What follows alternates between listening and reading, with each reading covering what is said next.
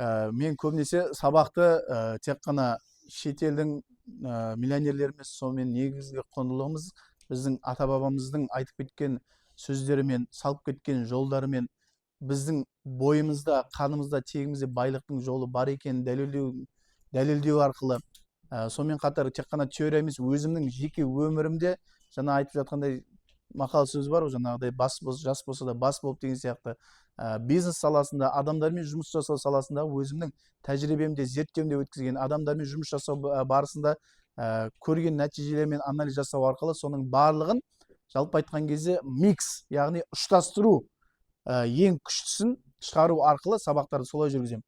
Бойымыздағы рухты ояту арқылы байлыққа деген қорқыныштан арылып байлыққа деген ықыласымызды арттыру.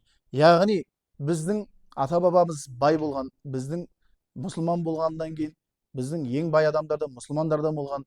Біздің ата бабаларымыз тек қана өзінің отбасын ғана емес елін басқарған бір үйдің баласы емес бүкіл елдің баласы болды демекші. Сондай бойымыздағы аналарымызда болсын, қарындастарымызда болсын, бауырларымызда, іні ағаларымызда болсын, оның барлығы біздің бойымызда бар.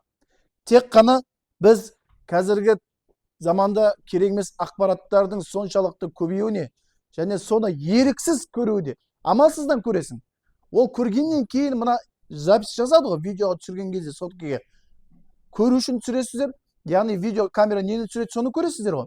Сол сияқты мына біздің көзіміз, құлағымыз, аузымыз сол нәрсені естіп, көріп, сезіну арқылы біз оны сақтап аламыз. Сақтап алғаннан кейін ол нәрсе соны істетпейінше қоймайды. Ал менің мақсатым сол керек емес ақпараттарды сіздерден тазартып, керек ақпараттарды жүректеріңізге енгізіп, соны жүзеге асыру. Мысалы қараңыздар, барлықтарыңыз телефондарыңыз заманауи құрал, иә? Барлықтарыңыз телефон қолданған кезде памятті толып қалса не істейді оған? Новыйдан видео түсірейін десеңіз. Түсірмейді ғой. Новыйдан құрылғы жасайын десең, 10 та құрылғы жаса алмайсың. Не істейсің? Амал жоқ. Бұрынғыларды өшіре алсаң, енді өшіретін болсаң. Өшіргеннің өзіне анау керек, мынау керек, тағы теріп отырасың. Өйтіп отқанда уақыт өтеді, керек моментті жіберіп аласыздар. Сол сияқты біздің өмірімізде керек ақпаратты алатын кезде ана бұрынғы керек емес ақпараттар оны кіргізбейді. Сондықтан біз тазартуымыз керек, ойымызды тазартуымыз керек, ниетімізді тазартуымыз, сол кезде біздің жүрегіміз жұмыс жасауға күш қуатын көрсетіп, сол әрекетке қарай көшеміз. Яғни қазір ақпаратты, керек ақпаратты тыңдауымыз керек. Бүгінгі сабақты керемет Шәкәрім атамыздың мына сөзімен бастағым келіп тұр. Бағанадан бері сіздерге айтып жатырмын, оянатын уақыт келді, бай болатын уақыт келді. Бүкіл қазағымыз бай болатын уақыт келді. Яғни сол заманда қазіргі біздің ата бабаларымыз сенгендей, соны білгендей мына сөзден сіздерге оқып бергім келіп тұр. Жаттап үлгермедім. Бостандық таң атты қазағым көріңдер. Арға ие басшының соңынан еріңдер. Таң артынан хақиқат күн шығады. Еріншек жалқаулық әдеттен безіңдер. Арамдық аразды түбімен жойыңдар. Өтірік өсекті бір жола қойыңдар. Намыс жігер бойыңа жиып қайрат. Қажымай адалдық жағында болыңдар. Бірлікпен талапты еңбекке салыңдар. Өнерлі елдерден өнеге алыңдар. Күндестіктің өзімшіл көзін құртып, ұмтылып ерікті ел болып қалыңдар.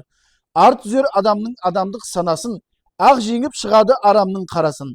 Адал еңбек, ақ жүрек берер шешіп, таза ақыл қосылса әлемнің таласын. Адамның бәрі бір болмайды аласы, оларды бұзатын нәпсінің таласы. Ар билейтін заманда нәпсі өліп, бірігер еңбекте баршадан баласы.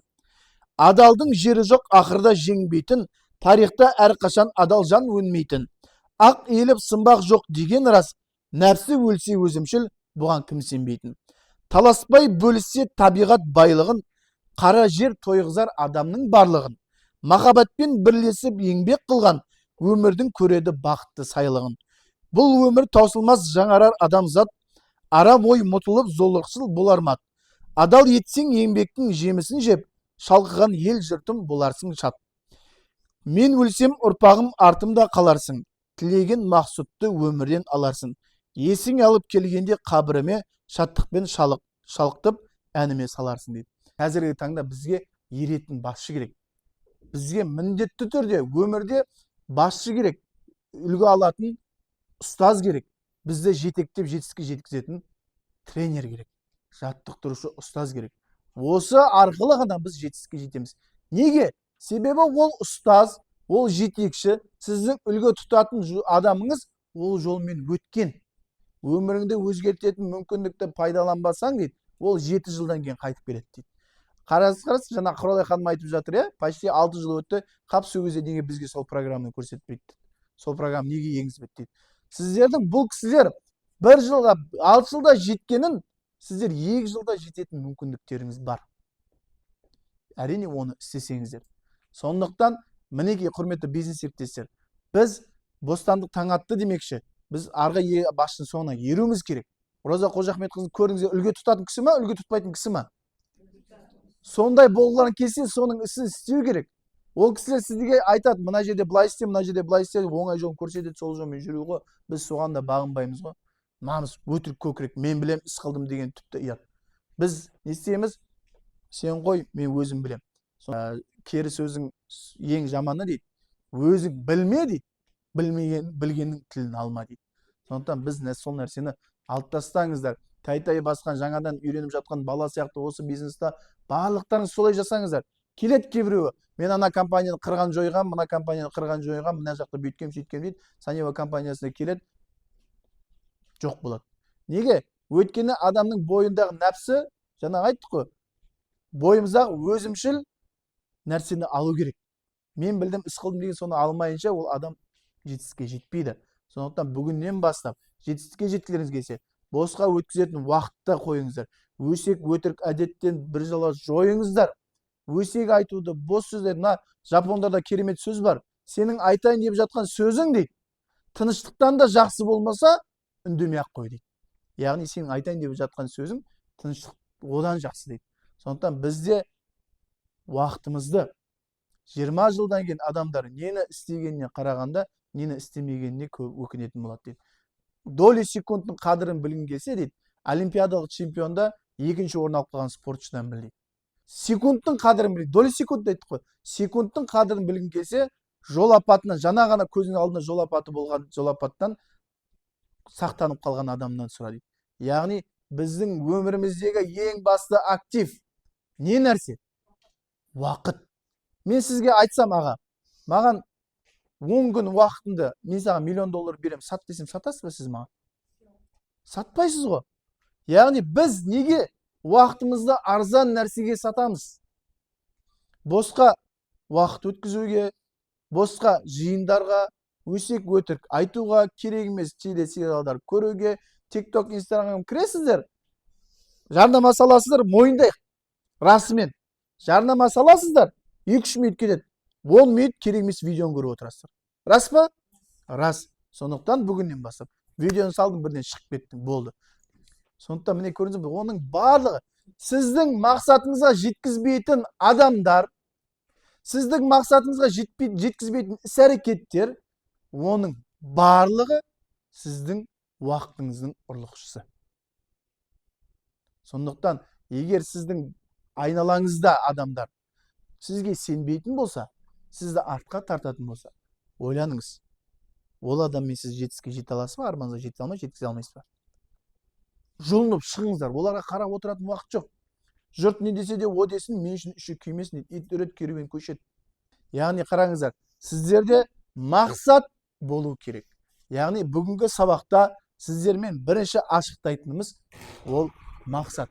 Мақсат деген болады, соның ішінде айқын мақсат деген болады. Айқын мақсат деген қандай мақсат деп ойлайсыздар? Мысалға енді ұлы сөздің ұяты жоқ. Сіз қатты дәретке шыққыңыз келіп тұрса, не істейсіз? Осы жерде отырсыз. Қатты дәретке қысылып тұрсаңыз, не істейсіз? Ешкімге қарамай дәретхана барып керегіңізді, қажетіңізді орындайсыз ғой. Міне енді бұл әрине ең күшті салыстырма емес, бірақ енді басқаша қалай айтамыз енді. Мақсатыңыз айқын мақсат деген сондай болу керек. Бұны орындамасаң, бітті сенің өмірің өмір емес деген айқын мақсат деген сондай болу керек. Түсіндіңіздер ма? Жеткізе алдым ба? Тағы да бір мысал. Судың астында жүзіп жатқан адамға не керек? Ауа қажет. Ол не істейді? Судың астында жүзе бере ме, әлде шыға ма? Енді сол сияқты сізге ауадай қажет мақсат, ол айқын мақсат. Енді сол себепті қазір барлықтарыңыз бір жылға шынайы не керек, соны жазыңыздар. Қызыл туфли алғыңыз келеді ма? Шуба алғыңыз келеді ма? кредиттен құтылғыңыз келе ма, саяхатқа барғыңыз келе ма, үйге соғым алғыңыз келеді ма, кредиттің бәрінен құтылып банктен счет ашқыңыз келе ма, машина алғыңыз келе ма, саяхатқа барғыңыз келе ма, мейлі кіші болсын, мейлі үлкен болсын, мақсаттарыңызды жазыңыздар. Дәл қазір. Яғни мақсатты қалай жазасыздар? Білмейтін кісілерге көрсетіп жіберейін. Нақ осы шақта жазасыздар, яғни ол как будто уже орындалғандай. Мен мысалға Toyota Camry 70-тік алдым деген сияқты, яғни ол сізде бар. Мен саяхатқа бардым, мен кредиттерді жаптым деген сияқты. Яғни сол нақ осы шақта. Нақ осы шақта болу керек.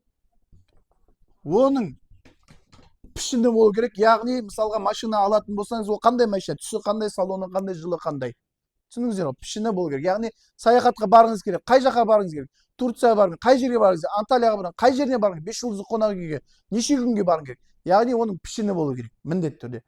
Көйлек алғыңыз келе ма, ұзындығы қандай болады, вырезі қандай болады, матасы қандай болады, оның моделі қандай болады, оның фирмасы, бренді қандай болады. Пішіні болу керек. Мысалға көп қой, сөмке алғыңыз келеді ма, балаңызды қыдыртқыңыз келе ма, немереңізді қыдыртқыңыз келе ма, кредит жапқыңыз келеді ма, қай банкты жабасыз, соның бәрін жазу керек. Екіншісі сомасы болу керек, үшінші сомасы болу керек. Яғни көлікті алғыңыз келетін болса, мынандай көлік алдым, 2023 жылы шыққан көлік, бағасы 17 миллион теңге. Оның міндеттерде сомасы болу керек. Телефон алғым келеді, iPhone 15 Pro Max 760 мың теңге тұрады. Huawei алғым келеді, 200 мың теңге тұрады. Samsung алғым келеді, 400 мың теңге тұрады. Яғни кез келген нәрсенің сомасы болу керек. Себебі ақшаның жұмыс жасауы сондай. Нақты не қалайсың, ақша соған келеді. Роза Қожахметқызының историясын бір айтып кетейін. Ең бастапқыда үй салайын деп жатқан кезде, өзінің ойлағандағыдай арманда үй салайын деп жатқан кезде, енді өзі Instagram, YouTube деген ондай қатты дамымаған, жарнамаларды көре алмайды. Сөйтіп бір таныс кісілердің үйлеріне жаңағыдай көруге, осындай үй салайын ба деп дизайн көруге барады ғой. Сонда жаңа үй кісінің жүрген кезде, қараған кезде Роза Қожахметқызы былай деп айтады ғой. Орысша айтайын, сол цитировать етейін да, дәл сол кезде қалай болды, чтобы тарих правдоподобный болсын, шынайы болсын. Сол кісі былай айтқан. Роза ханым айтады, да, чтобы такой дом построить, нужны деньги дейді. Сонда жаңа үйдің егесі былай деп жауап берді. Нет, ты ошибаешься. Ты сначала начни, деньги появятся деген. Яғни біздің мақсатымызға қарай ақша келеді екен. Яғни ақшаға қарай мақсат жазбаңыздар. Мақсатыңызға қарай ақшаны жазасыздар. Яғни оның сомасы болу керек, төртіншісі оның мезгілі болу керек. Яғни сіз күніне дейін жазу керексіз. Мысалға сіз саяхатқа қай кезде барыңыз керек? 2024 жылдың сіз былай жазасыз. Мен кім саяхатқа барғысы керек осы биыл? Кімнің жоспарында бар? Сіздер Лаура ханым қай жаққа барғыңыз келеді? Қыркүйекте Турция қаласы кіммен барғыңыз келеді? Жаныңыз. Сіз жазасыз. Мен 2024 жылы қыркүйектің 10 мен 16 аралығы жанұямен Турцияға Стамбул, Анталия, Коnya қалаларына барып, саяхатқа барып келдім. Сомасы мынандай. Мезгілі бар ма? Бар. Сомасы бар ма? Бар. Пішіні бар ма? Бар. Яғни нақ осы шақта жазылды ма? Жазылды. Дәл солай 10 мақсаттарыңыз жазыңыз. Сізде екі таңдау. Қазақстанда 21 миллион халық бар. Сіз бұл өмірге келгеннен кейін жай ғана статистикадағы сан болғыңыз келеді ма? Әлде әлемді өзгерте алатын адам болғыңыз келе ма? Әлемді өзгертетін адамдар армандаушы адамдар екен. Арманы бар адамдар екен. Сондықтан арман деген ол жалпылама ойлау, ал мақсат деген сол мына нәрсе болса, ол мақсатқа айналады екен.